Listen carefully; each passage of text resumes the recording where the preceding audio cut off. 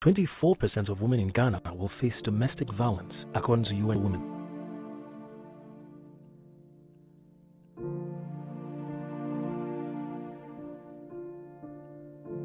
Habiba is one of that 24%. My husband physically abused me, and he wants to make sure he destroys my face.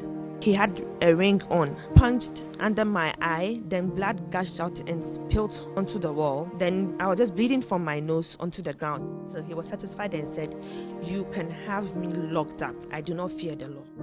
So it is on my side to apologize to Habiba since I have touched her. He beat the hell out of me. In fact, he punched my face and my head so many times. He just kept punching my face and punching my face. At the hospital, her face bloodied, deep cuts and bruises on her face, blurred vision, and her eyes now swollen almost shut. Habiba still had to pay for her own medical treatment. Medical care is needed to treat her wounds. It's also needed to gather evidence. No evidence, no case, no prosecution. The law should pay for medical treatment. It did not. Why?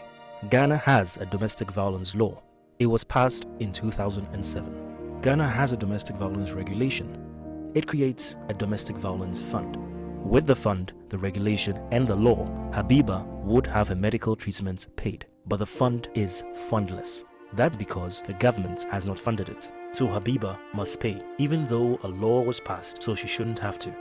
In Ghana, there can be a lot of cultural pressure. There could also be legal pressure.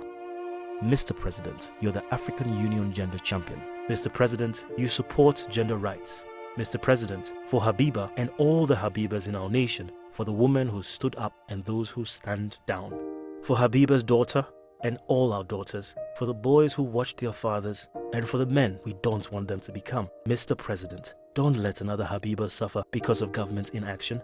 Ghana's domestic violence law. Fund it. Implement it. It's time. Mr. President, Ghana cannot wait any longer.